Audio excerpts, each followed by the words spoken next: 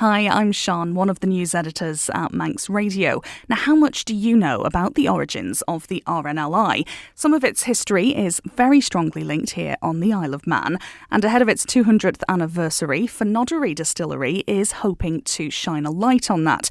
Christian Jones went along to a launch event to find out more. Tiffany Carouche, co-founder at the Fynoderee Distillery. And I'm Paul Carouche, again, co-founder and CEO of the Fynoderee Distillery and distiller. So talk to me about this gin that I've got in my hands right here. So the gin that we have launched tonight is our special edition RNLI gin. It is a Manx dry gin and it has an amplified juniper in the recipe. So this gives it a real bright piney note. It's quite zesty. There's lemon peel in there and also sweet orange. And then there's a spicy note that comes through from nutmeg and liquorice. Coriander and oriGINs and fennel. The little added extra hint that we've got in there is the sugar kelp, which is what we wanted to bring in to give it a slightly maritime feel. It's quite subtle, but it's definitely there at the end. It just brings a little bit of salinity to the gin and a real rich umami note to finish on. And that's quite an interesting ingredient. I can't say that I've ever had a gin with essentially seaweed in the ingredients. Is that something? Why did you come to that ingredient? It is actually a botanical that other distilleries have used before, and we have enjoyed some other gins that have used a seaweed, not always sugar kelp, but sugar kelp is very prevalent around Manx shores, and so we wanted it to be something that was reflective of the Isle of Man. And yeah, it's something that we've toyed with doing something with for quite a long time, but this was really the perfect opportunity to give that a try. And after quite a lot of experimentation, we think we've got that balance just right. And you're the head distiller. How long does it take to come up with an idea and then develop it into where it's in the bottle? It's one of those things that over time, as you do individual recipes and you build your portfolio of products, you just build this knowledge of what spices, herbs and botanicals work together, but ultimately it's normally driven by the concept that we're looking to associate the drink with, because obviously it's an extraordinarily busy market, the gin market, so you're always trying to look at what is it that will give it that catch, what will catch people's attention.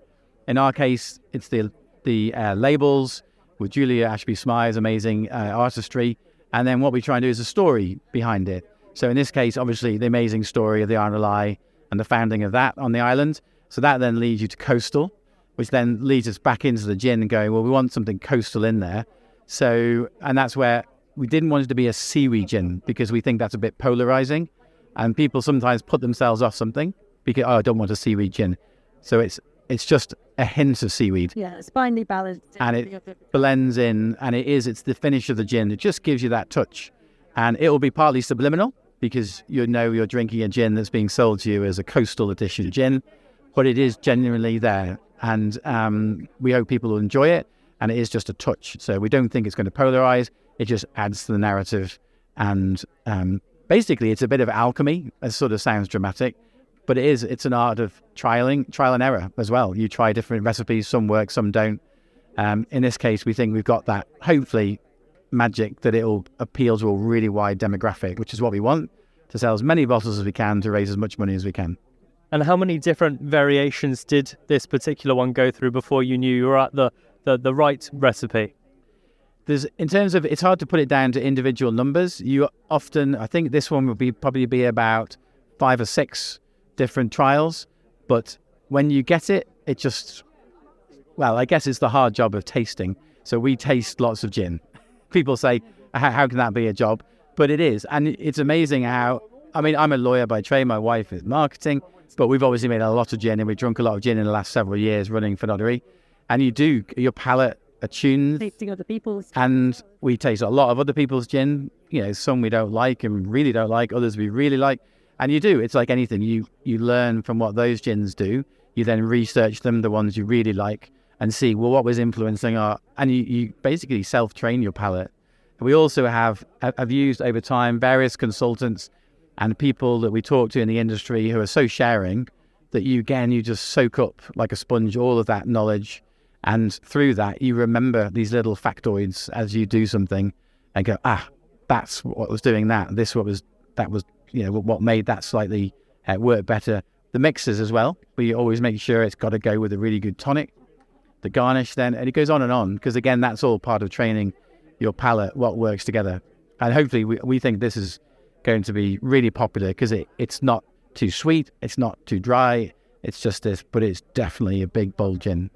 And Tiffany, 9% of every bottle that's sold will be going back to the RNLI to support them. Where did that initial idea come from to partner with the RNLI?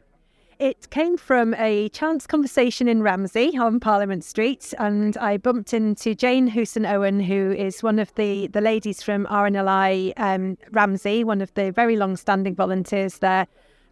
She was obviously familiar with us being in Ramsey with our distillery, and it was actually her idea. She came to us and said, why didn't we come up with a commemorative spirit, and that we would then use that to celebrate next year.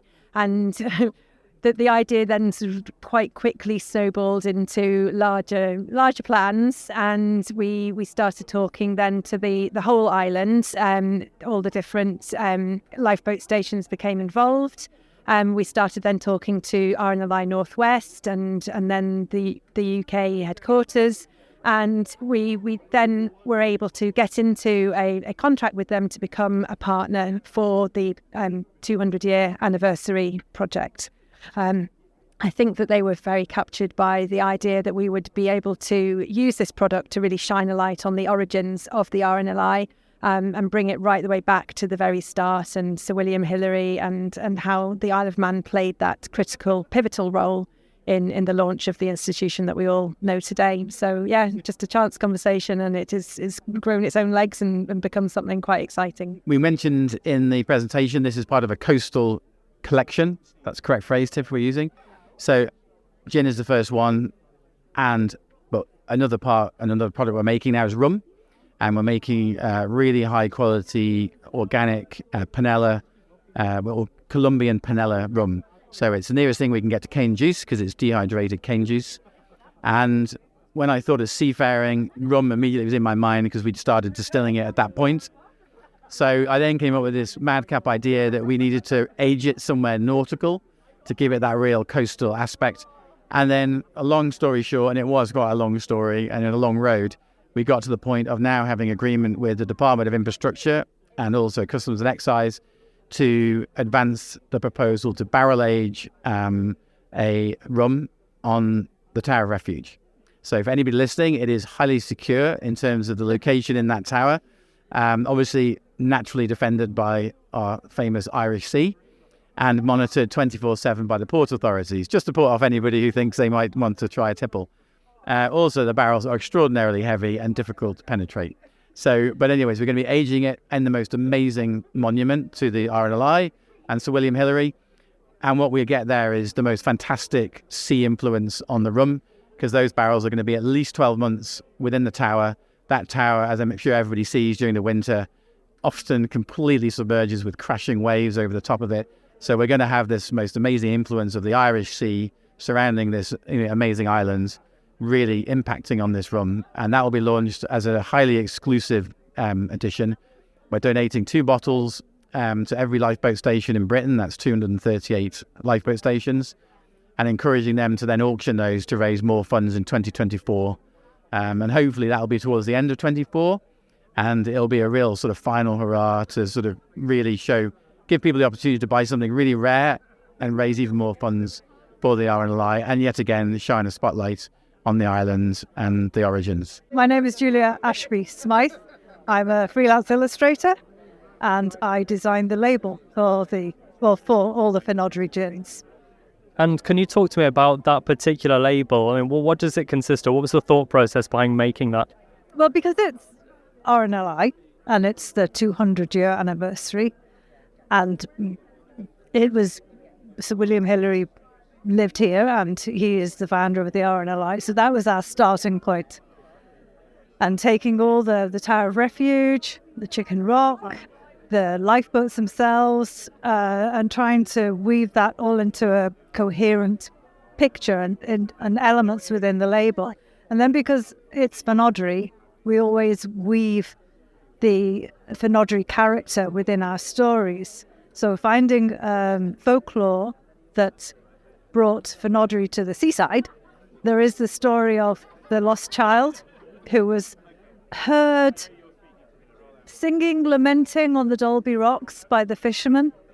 And so we've taken that story of the lost child, or the child with no name, and we've, instead of her being lost now, she has the Fynoderee Antival, the Manx mermaid princess, to guide her so she's no longer lost and she can be given a name. So that's where we've woven the folklore into the label. And then we have a peel seal, and there will be other elements when we have the label fully launched and everything. There's going to be more, but there are elements within it that all mean certain things that are unique to the Isle of Man.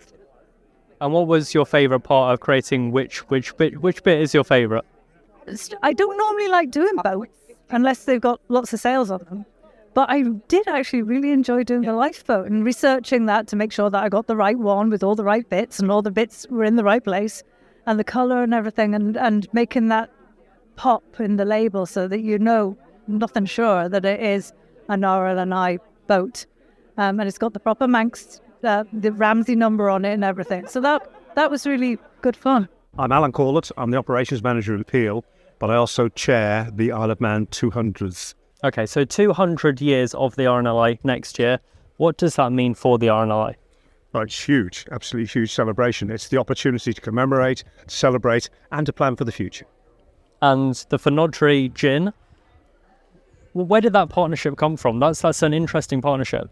Well, it came completely out of the blue. We have a small panel who are working on preparing for the 200th. And one of the panel, Jane Husnode from Ramsey, came up with the idea of linking with Fynoderee. We, or she rather, approached them, and they've just gone away with it ever since. We've had absolutely fantastic support from them. You couldn't ask for more. They're such an enthusiastic couple, Paul and Tiffany Carouche, that really we've been dragged along by them. But it simply came from a small idea, I think a passing moment in the street. Simple as that. And obviously 9% of every bottle that they sell will be going to the RNLI. I suppose that's quite monumental in the sense of it's an ongoing fundraiser for you. It is, but it's not all about the money. I mean, Fynoderee have a huge reputation. They've got a great presence. They've got a wonderful brand. So it's increasing our profile for the Isle of Man and the RNLI too. So it's not just about money. Thank you for making it to the end of the Little Manx Radio newscast. You are obviously someone with exquisite taste. May I politely suggest you might want to subscribe to this and a wide range of Manx Radio podcasts at your favourite podcast provider, so our best bits will magically appear on your smartphone. Thank you.